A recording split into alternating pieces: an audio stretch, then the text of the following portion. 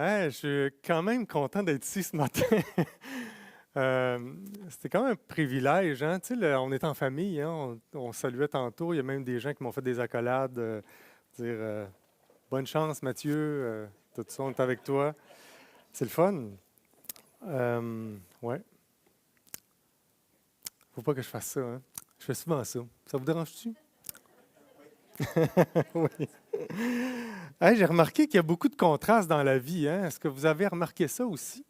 Le contraste des températures, hein? L'hiver, j'aime vraiment pas l'hiver. On gèle, l'été, il fait vraiment chaud. Les contrastes des couleurs aussi, hein? L'hiver, c'est quand même assez gris, blanc, terne. Puis l'été, plein, plein, plein, plein, plein de couleurs. Il y a des contrastes aussi dans la Bible. Il y a souvent je ne sais pas si vous avez remarqué, le petit chemin, hein? Étroit est le chemin qui mène à la vie, puis large, spacieux est le chemin qui mène à la folie, à la perdition. Fait qu'il y a ces contrastes-là qui sont là tout le temps dans la vie, puis dans la Bible aussi. Un autre contraste, c'était l'histoire d'un gars que lui, il était vraiment extrêmement intelligent. Il avait fait beaucoup d'études, il avait passé sa maternelle, il avait fait son secondaire, 2 bacs. Il était tellement intelligent, il a fait 2 bacs, une maîtrise, un doctorat. Il y avait, qu'est-ce qu'il y avait d'autre? Il a écrit plusieurs articles aussi dans quelque chose de vraiment connu, puis tout ça, puis extrêmement intelligent. Sauf que cette personne-là, elle n'avait pas d'amis.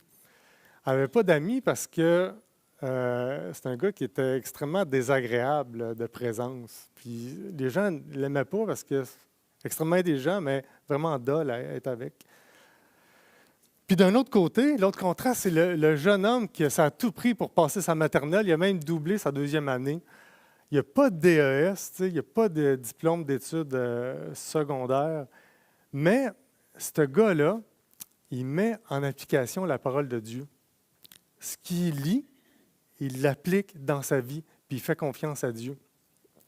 La différence entre les deux est vraiment marquante parce que quand que la personne extrêmement intelligente souffre, ben il est seul, tandis que lui qui fait confiance à Dieu, ben lui, l'Église l'entoure, Dieu l'accompagne dans sa souffrance. Puis la plus grande différence entre les deux, c'est qu'un jour, ben, quand ils vont mourir, lui qui a fait confiance à Dieu, ben, Dieu va dire, hey, champion, il est temps ici, viens célébrer avec moi.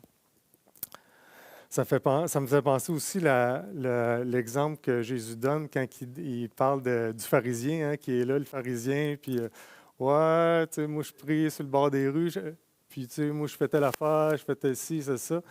Puis tu as l'autre à côté, le collecteur d'impôts, qui se frappe sa poitrine, puis qui dit, aïe, aïe, aïe, Dieu, pardonne-moi, s'il te plaît.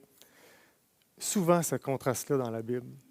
Ce matin, je leur dis, ce matin, non, c'est vraiment pas je dis à l'autre que je l'ai fait, excusez. Ce matin, on va regarder ensemble dans l'Évangile de Matthieu que faire des choses extraordinaires ne te donne pas ton billet pour l'éternité. On va voir également 2 images vraiment intéressantes de construction pour les gens de construction. C'est intéressant. Je voulais vous parler un petit peu du contexte. Ce matin, on va regarder Matthieu 7, 21 à 27, mais où se situe ce texte-là dans son contexte? Ce texte-là, c'est la fin du sermon sur la montagne. Il y a 3 chapitres, 5, 6, 7, du sermon sur la montagne, puis il termine avec ce qu'on va voir aujourd'hui. Le sermon sur la montagne, Jésus il est assis là devant beaucoup de monde, puis il défend un peu les choses que les gens croyaient à cette époque-là.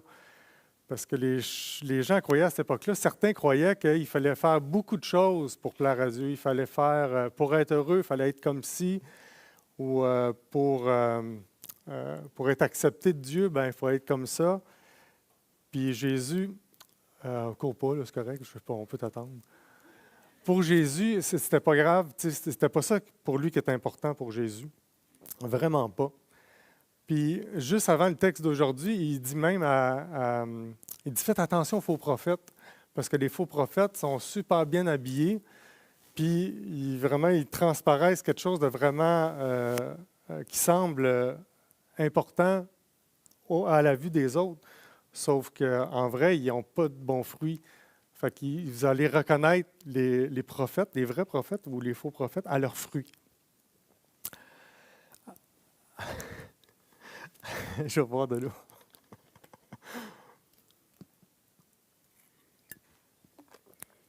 Après cette mise en garde-là, face aux prophètes, ben, on arrive à le texte de ce matin. Puis j'ai voulu emprunter la parole de Mona parce que Mona, elle parle bien, tu sais, puis on comprend bien quand elle lit. Fait que Mona va nous lire le texte de ce matin, Matthieu 7, 21 à 27. Ceux qui me disent « Seigneur, Seigneur » n'entreront pas tous dans le royaume des cieux, mais celui-là seul qui fait la volonté de mon Père qui est dans les cieux. Plusieurs me diront à ce jour-là, « Seigneur, Seigneur, n'avons-nous pas prophétisé par ton nom? N'avons-nous pas chassé des démons par ton nom? Et n'avons-nous pas fait beaucoup de miracles par ton nom? » Alors je le dirai ouvertement. Je ne vous ai jamais connu. Retirez-vous de moi, vous tous qui commettez l'iniquité. C'est pourquoi, quiconque entend ces paroles que je dis et les met en pratique sera semblable à un homme prudent qui a bâti sa maison sur le roc. La pluie est tombée, les torrents sont venus, les vents ont soufflé et se sont jetés contre cette maison. Elle n'est point tombée parce qu'elle était fondée sur le roc. Mais quiconque entend ces paroles que je dis et ne les met pas en pratique sera semblable à un homme insensé qui a bâti sa maison sur le sable.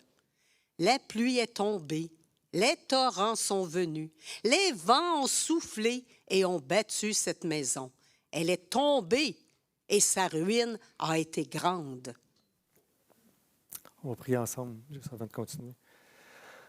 Seigneur Jésus, c'est un texte qui est vraiment encourageant d'un côté, puis vraiment qui fait peur de l'autre. Alors, merci de disposer nos cœurs sur qu'est-ce que tu veux nous dire ce matin à chacun. Que les gens puissent oublier ce que je dis de pas correct, s'il te plaît, qu'ils puissent garder ce que je dis que tu veux qu'ils retiennent finalement. Merci beaucoup, Dieu. Amen.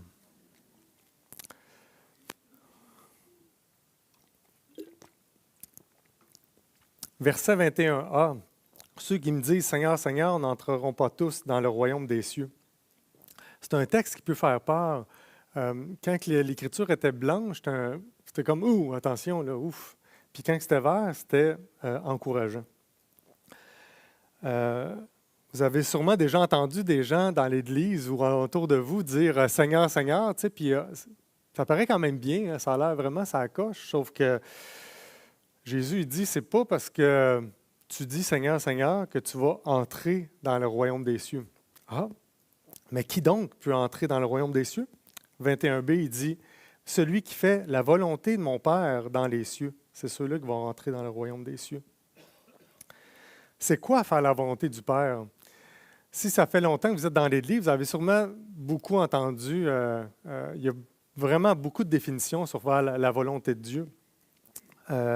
On pourrait résumer ça en disant, aime ton Dieu, tu sais, de tout ton cœur, ta force, ta pensée, aime ton prochain comme toi-même, prie, tu sais, prie, ça c'est la volonté de Dieu. Viens à l'Église, va aux réunions, tu sais, de groupes maison, de groupes de lecture, ça c'est la volonté de Dieu. Inquiète-toi pas, tu sais, si tu t'inquiètes, c'est pas la volonté de Dieu. Mets ton trésor à la bonne place, ça c'est la volonté de Dieu. Il y avait un commentaire dans l'encyclopédie Emmaüs que je trouvais vraiment intéressant. C'est le fun parce que Éric, c'est ça Éric, hein? Ouais, Éric en a parlé ce matin. Voici ce qu'il dit, c'est le Colossiens 1,9. Il dit, pour accomplir la volonté de Dieu, il faut la connaître. Nous pouvons même être remplis de la connaissance de sa volonté pour marcher d'une manière digne et lui être entièrement agréable. Nous comprenons quelle est la volonté du Seigneur si nous laissons toujours à nouveau remplir de l'Esprit. Fait qu'on peut connaître sa volonté en écoutant ce qu'il dit, puis on peut être rempli de sa connaissance, de sa volonté, avec son esprit qui vit en nous.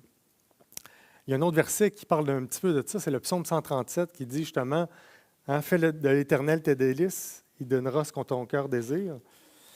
Faire de l'Éternel ses délices, c'est de le savourer, de chercher à le connaître lui, d'avoir une relation intime avec lui.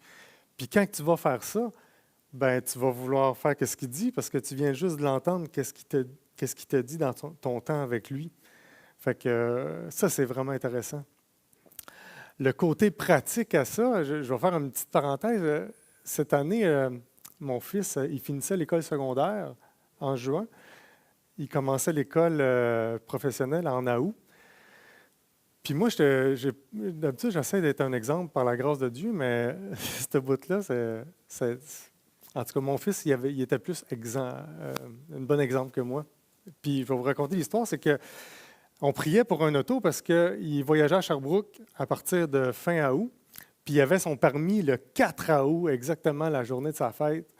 Puis moi, dans ma tête de papa, je voulais qu'il se prépare, tu sais, avec sa voiture. Puis dans ma tête, ça aurait été bien qu'il ait son char, mettons, au mois d'avril, là, mars-avril, tu sais, puis qu'on puisse taponner un peu avec, tu sais, puis tranquillement, qu'il s'acclimate avec son auto. Puis, fait que j'avais mon plan, là, comme ça, tu sais, puis ça aurait été bien. Fait que là, mars-avril arrive, puis on cherchait un auto, pas d'auto, puis il y avait vraiment des vidanges, je veux dire, des chars pas super bons à vendre, puis tout ça. Fait qu'on est allé en voir, puis ça faisait peur.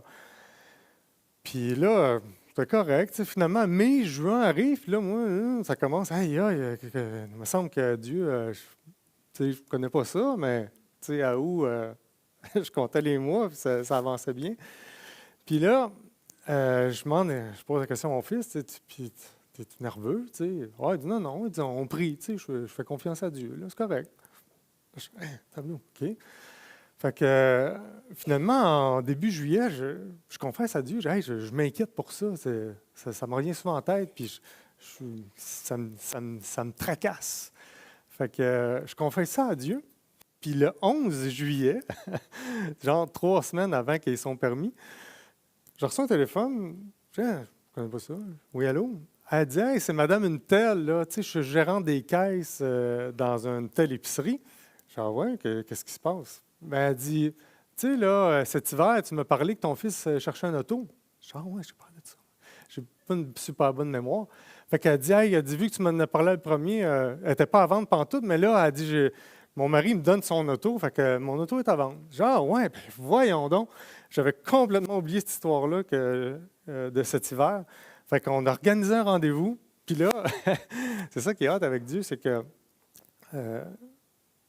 on cherchait un auto, mettons, 4 roues, un volant, puis tout ça. Mais là, Dieu, il a donné vraiment quelque chose de...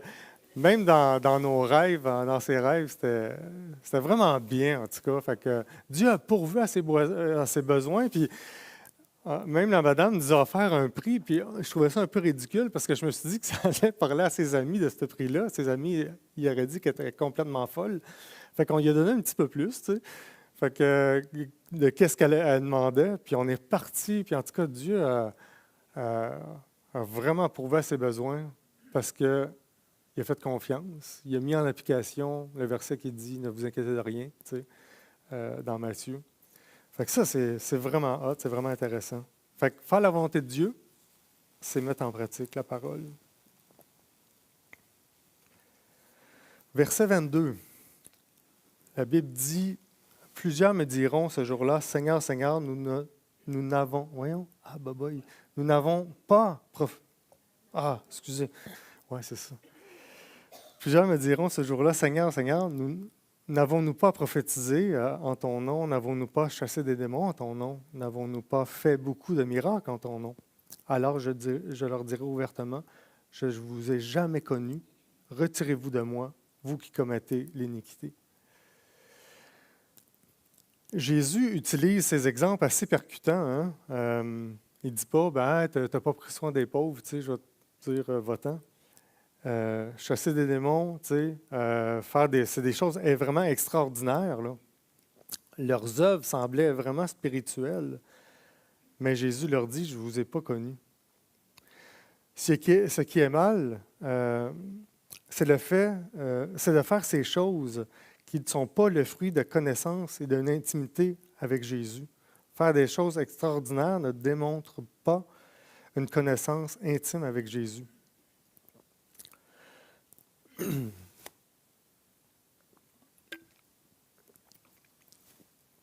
pense que c'est une des paroles les plus horribles du Nouveau Testament, hein? En tout cas selon moi, parce que, tu sais, se faire dire je ne t'ai pas connu, retire-toi de moi, toi qui commets l'iniquité, c'est vraiment pas le fun. C'est même presque inconfortable. Ces gens-là appellent Dieu Seigneur. Ce pas des athées là, ou des gens qui se promenaient, qui détestaient Dieu là, quand il était sur la terre. C'est des gens qui appellent Seigneur Jésus. Ils ne détestaient pas Jésus, là. Et puis pourtant, Jésus leur dit, c'est ça, retirez-vous de moi. Pourquoi est-ce que c'est synonyme de mal que de faire ces trois choses-là? Premièrement, parce que ces gens-là se fient sur qu'est-ce qu'ils faisaient. Ces gens-là se fient sur hey, moi je prophétise, puis je fais ces choses-là, fait que je vais pouvoir entrer dans le royaume des cieux. Mais Jésus ne voit pas les choses comme ça, vraiment pas. Jésus ne veut pas qu'on se fie sur nous-mêmes pour entrer dans le royaume des cieux. Il veut qu'on se fie sur Jésus, ce que Jésus a fait pour nous à la croix. Deuxièmement, la réponse vient de Jésus, parce qu'il dit « je ne vous ai pas connu ». Puis le mot vraiment important ici, c'est « je ne vous ai pas connu ». Le même mot « connu » est utilisé dans le Nouveau Testament comme mot qui décrit une alliance. C'est le même mot utilisé dans Matthieu 1,25, quand Joseph il dit « je n'ai pas connu ma femme ». Il n'a pas connu sous l'alliance du mariage. Fait que Jésus ici est en train de dire je ne t'ai pas connu, là, je n'ai pas eu de relation avec toi, tu n'as pas mis ta foi en moi. Tu pratiquais vraiment des belles choses, des choses extraordinaires, sauf que je ne te connais pas.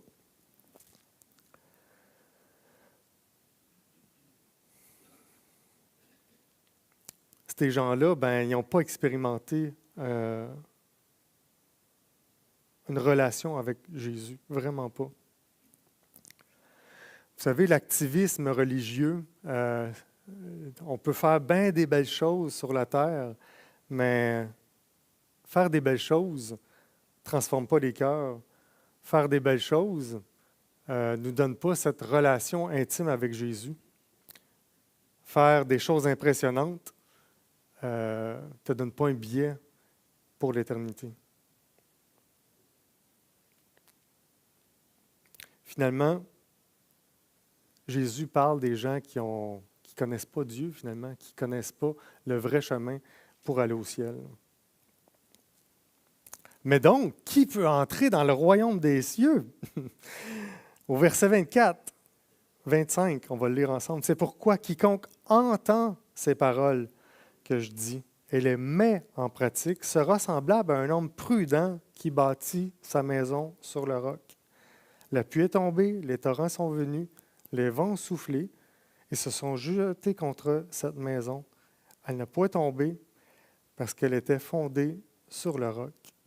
Je ne sais pas si vous avez déjà vécu des tempêtes sur l'eau ou sur la terre, mais ce n'est pas des moments agréables, pantoute, hein? Quand les vents soufflent, que tout semble vouloir arracher, aïe, aïe, aïe, tu vas être ailleurs, là. Voici comment faire la volonté de Dieu, comment apprendre à connaître Dieu, développer une relation avec lui. Celui qui entend et met en pratique sa parole, c'est celui-là qui va hériter du royaume des cieux. On peut, ça me faisait penser à la relation que j'ai avec ma femme.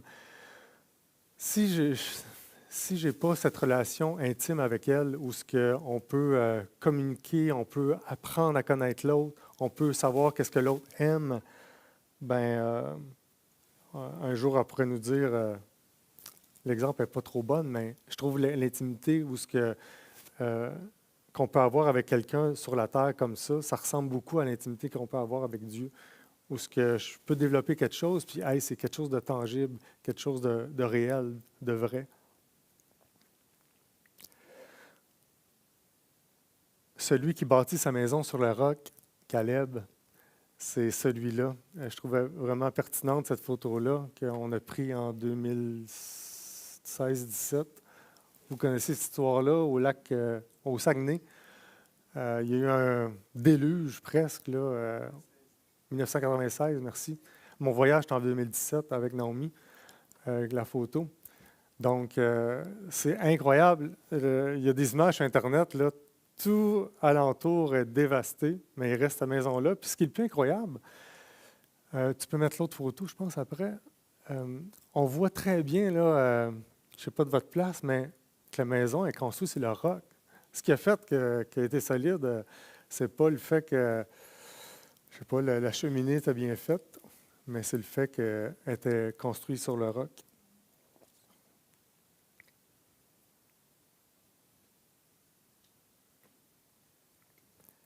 Cette idée-là de construire sur le roc, c'est semblable à ce que Jésus dit dans Jean 24. Celui qui ne m'aime pas, met pas ma parole en pratique. Puis dans Jean 15, 14, dit également, tu es appelé ami de Jésus si tu fais ce que Jésus demande.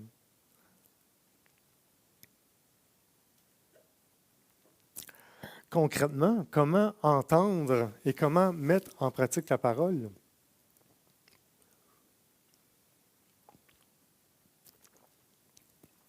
On est sur le sermon sur la montagne. Jésus vient dire à ses auditeurs, « Hey, voici comment que j'aimerais que vous viviez, comment que j'aimerais que vous vous attachiez à moi. » La parole de Dieu est vraiment spéciale, hein? Parce qu'on peut entendre plein de choses, hein, sur les réseaux sociaux puis sur Internet, mais la parole de Dieu est vraiment puissante parce que la parole de Dieu, elle est créatrice. Ce que nous, l'être humain, on fait, ce qu'on voit, c'est des choses qu'on peut faire, qu'on peut construire. Si on construit une maison, bien, on va voir le résultat. Ça prend un temps, c'est un processus. Tandis que Dieu, lui, dit les choses apparaissent. Sa parole est extrêmement puissante. Comment mettre en pratique la parole? Un exemple, c'est souvent la Bible est vraiment en contraste avec ce que les gens disent aujourd'hui. Parce que la Bible nous dit que dans Matthieu 5, heureux ceux qui se reconnaissent comme spirituellement pauvres. Dans notre société, non, faut que tu te reconnaisses comme vraiment fort, que tu vas être capable de passer au travers les choses. Mais la Bible dit, hey, si tu te reconnais spirituellement pauvre, c'est ceux qui voient leur misère spirituelle puis qui ont appris à dépendre premièrement et uniquement de Dieu puis de sa grâce. L'autre contraste, comment appliquer la parole, c'est dans la souffrance. Matthieu 5,4 dit ceux qui pleurent vont être consolés. Si tu es en train de vivre une perte, je sais que même de ce temps-là, beaucoup en vivent. Nous, je repensais à ça cette semaine, on a vécu 8 décès en 8 ans de familles extrêmement proches, là, des frères, sœurs, parents, grands-parents. Puis le verset, c'est bizarre parce que le verset, il dit « Heureux ceux qui pleurent, car ils seront consolés ». Il me semble que ça ne fit pas. Mais ce qui fit vraiment bien, c'est que Dieu n'est pas heureux parce que tu pleures. Dieu est heureux parce qu'on peut se déclarer heureux parce que c'est Dieu qui console. Tu sais, sur la terre, tout le monde va vivre des tristesses, des choses vraiment horribles, mais on peut se considérer heureux parce qu'on se fait consoler par le Créateur de l'univers, le Créateur de l'image de François la semaine passée avec les je ne sais pas combien de millions de galaxies qu'il crée, mais celle-là qui a créé ça, il te console. C'est ça que tu peux te considérer heureux. Si tu as de la difficulté à aimer ton prochain, Jésus dit « aime tes ennemis ». C'est hot, hein? Méchant contraste avec ce qu'on entend. Si tu as de la difficulté à pardonner, tu peux regarder à la croix puis voir comment Dieu, toi, t'a pardonné. Tu t'inquiètes de ton apparence, ce que les gens pensent de toi. Dieu dit, inquiète-toi pas. Tu n'as rien qu'à regarder dehors. Oui, il y a un corbeau qui mange, là. Dieu a pourvu pour une souris qui s'est fait attraper d'une trappe. Fait que Dieu, il prend soin de sa nature. Dieu prend soin des corbeaux, puis de tout ça. À combien plus forte raison il prendrait soin de l'être humain qu'il a créé à son image?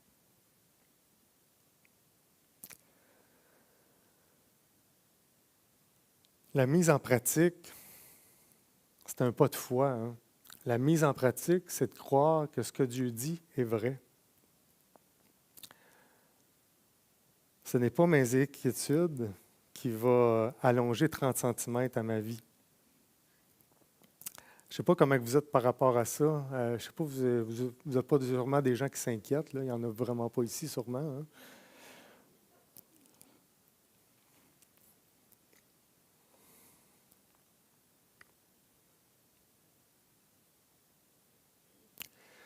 Ceux, par exemple, qui font confiance à qu'est-ce qu'ils entendent à part la Bible, puis qui mettent en pratique ce qu'ils entendent, puis ce que bon leur semble. On va lire ensemble le verset 26-27. « Mais quiconque entend ces paroles que je dis et les met pas en pratique sera semblable à un homme insensé qui a bâti sa maison sur le sable. La pluie est tombée, les torrents sont venus, les vents ont été soufflés et ont battu cette maison. Elle est tombée et sa ruine a été grande. » Merci Caleb pour la prochaine image. Je trouvais ça hot, cette maison-là, parce que, pour vrai, il y a sûrement un haut pourcentage, moi le premier, qui aurait choisi ce setup-là, au lieu de choisir le Saguenay-Lac-Saint-Jean. J'aurais choisi pas mal la mer puis le sable, parce que c'est vraiment beau, puis ça paraît bien, puis ça a l'air d'être la chose la plus tranquille. Sauf que bâtir ma vie sur le sable, c'est hot quand il fait beau. C'est hot quand tout va bien. Sauf que quand la tempête arrive, de la souffrance de la vie, ou quand la tempête arrive de la fin de la vie, la maison ne résistera pas.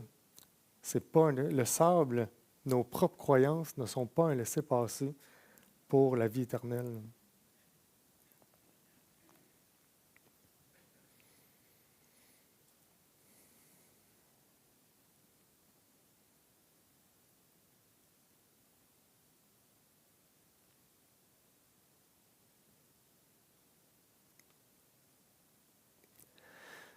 Les gens de notre époque, ils mettent beaucoup de confiance et de sécurité. Là, le mot à mode cette année en 25, j'ai entendu beaucoup, là, c'est la sécurité. Hein? Je vais faire telle chose pour être en sécurité, je vais écouter telle chose pour apprendre à être en sécurité, tout ça.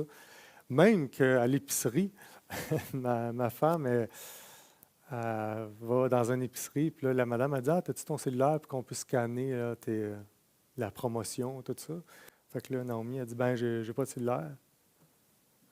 La madame a dit, voyons donc. De quoi tu n'as pas de cellulaire? J'ai un appareil, mais à la maison, là. Voyons donc, vous n'avez pas de cellulaire, madame? Fait que là, OK, mais pourquoi?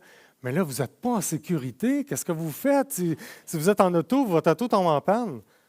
Il y a quelqu'un qui va arrêter, puis il va avoir un cellulaire, puis je vais appeler mon mari, tu sais.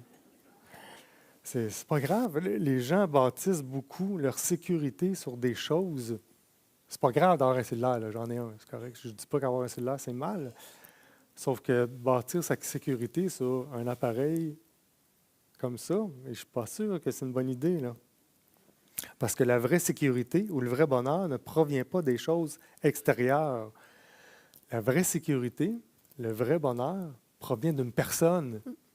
Ah ouais, c'est Jésus. Hum.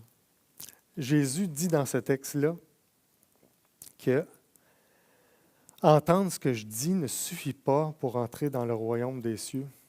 Entendre et mettre en pratique la parole par sa puissance, motivé par son amour extravagant, te donne accès à le connaître, lui, maintenant et pour l'éternité. Si tu as de la misère à mettre en pratique la parole ou que tu dis hey, je veux goûter à cet amour extravagant-là, je t'encourage à te coller à des gens qui aiment Jésus pour vrai. Cette année, on a expérimenté ça un peu. Moi, excusez, j'ai dit on, mais parce que on s'est créé un petit groupe là, de gars là, secret. Non, c'est pas secret. On appelle ça peer coaching.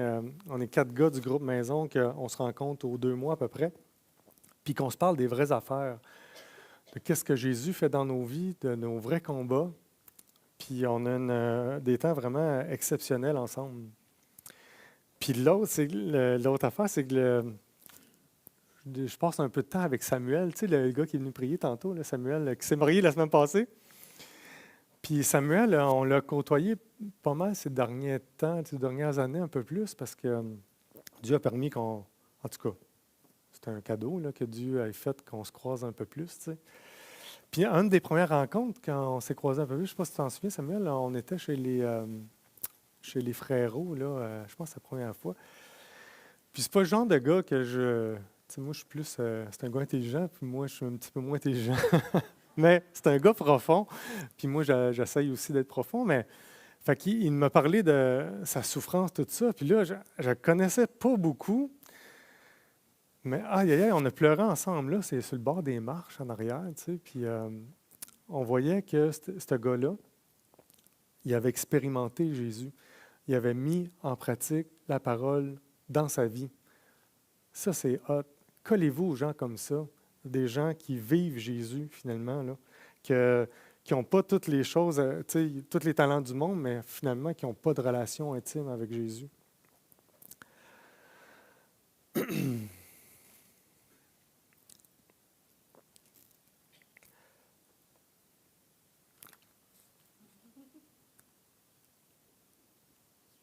Je vais vous donner des moyens pour mettre ça en pratique. Puis, je ne sais pas si j'ai été clair parce que, tu sais, d'un côté, il y a un contraste. Hein. D'un côté, il y a ceux qui se fient sur leur propre, j'ai tel diplôme, j'ai telle chose, ou je fais telle affaire dans l'Église, ou je fais telle chose, puis j'ai la vie éternelle. Puis ça, c'est pas un laisser-passer pour l'éternité. Puis tu as de l'autre côté les gens qui se fient sur Jésus, qui se fient sur son sacrifice à lui, de lui qui a tellement donné pour sa création, puis qui ont une relation extrêmement intime avec Jésus. Puis même quand ça ne va pas, des fois, ils restent même en silence devant Jésus, tu sais, puis c'est correct comme ça. Ceux-là qui ont leur billet parce qu'ils savent que le seul chemin pour avoir la vie éternelle, c'est Jésus. Je vais vous donner des moyens pratiques. Peut-être, je ne sais pas où ce que vous êtes un matin. Je ne vous connais pas personnellement. J'en connais un peu personnellement, là, mais pas tout le monde. Mais peut-être que tu dis, aïe, moi, je n'ai pas ce billet-là pour aller au ciel, tu sais, puis sache que le seul chemin pour aller au ciel, c'est Jésus. Il n'y en a pas d'autre. Puis si tu es ici, ce côté-là, puis dernièrement, tu as mis de côté peut-être le fait d'appliquer la parole dans ta vie, d'avoir une relation intime pour le vrai avec Jésus, je vais donner des moyens pratiques. Un des moyens pratiques, c'est de... Moi, j'aime bien ça, là, vous n'êtes pas obligé de le faire, cher sous-berger ou cher groupe maison, mais groupe de lecture. Parlez du sermon du dimanche matin. Comment appliquer la parole dans ta vie? Parlez-en ensemble. Qu'est-ce que Dieu dit? Qu'est-ce que Dieu te dit dimanche? Tu sais, comment tu peux l'appliquer dans ta vie? C'est un des moyens.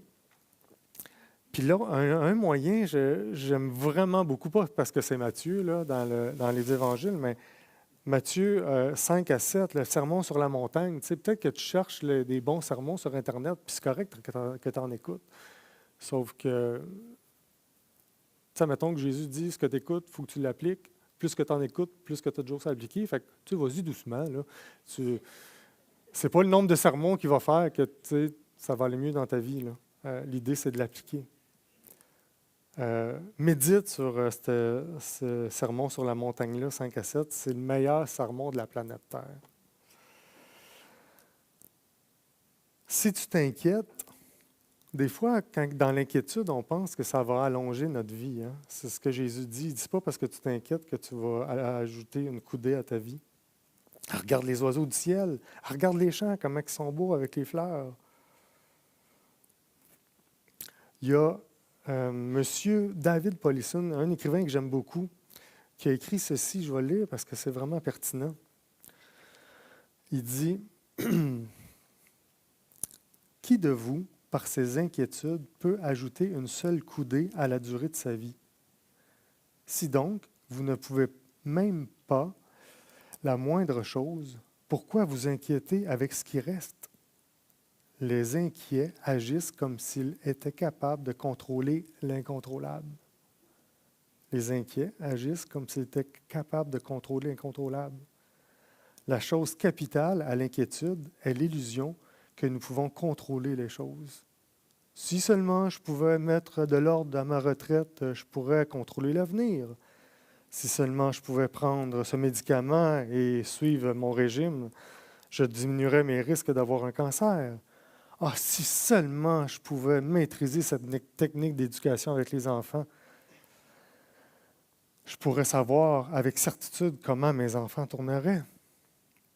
L'inquiétude suppose un contrôle possible de l'incontrôlable.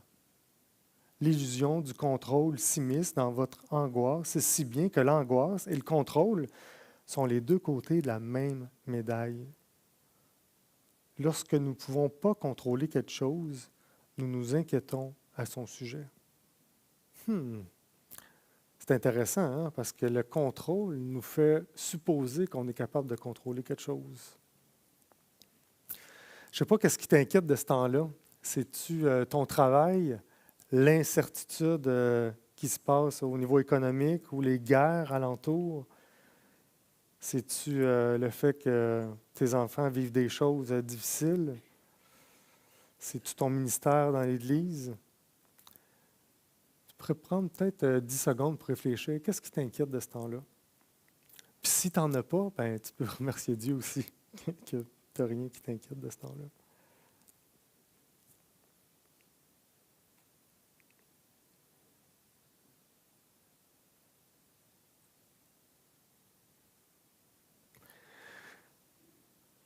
Serais-tu prêt ce matin à faire un pas de plus, puis à mettre ta confiance en celui qui peut changer les choses, pas en des choses extérieures, parce que les choses extérieures, ça ne contrôle pas grand-chose, mais celui qui a le contrôle sur les cœurs, celui-là qui a le contrôle sur l'avenir peut faire la différence. Appliquer les choses, appliquer la parole demande une intimité avec Jésus. Puis si tu as de la difficulté à ça, moi, je t'encourage à y en parler. Tu sais. Hey, Dieu, j'aimerais ça apprendre ça, cette intimité-là. Parle-en à celui qui t'a invité ce matin ou à ton groupe maison.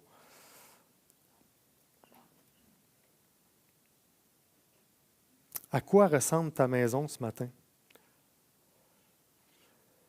Si tu bases ta vie sur ce que tu bases ta vie sur ce que tu entends au travail ou sur ChatGPT 2+, ben attention, s'il te plaît. Base pas ta vie là-dessus. C'est intéressant, là, je ne dis pas de ne pas aller voir Internet, mais s'il te plaît, base pas ta vie là-dessus.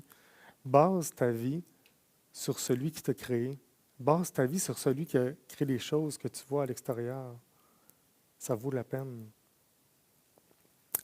Je vais terminer avec une toune vraiment encourageante qui s'approprie un peu parce que passer du temps avec Jésus demande une intimité. Passer du temps avec Jésus demande le temps de s'arrêter puis de regarder l'agenda. Y a-t-il des choses que je fais beaucoup pour être comme la culture, mettons, que mes enfants sont impliqués dans 18 choses alentour de nous, puis que je cours comme un je cours comme un malade pour faire toutes ces choses-là. Bien, prends un temps pour vérifier ça, puis ton intimité avec Jésus est extrêmement importante. Puis cette intimité-là se bâtit avec le temps que tu vas passer avec.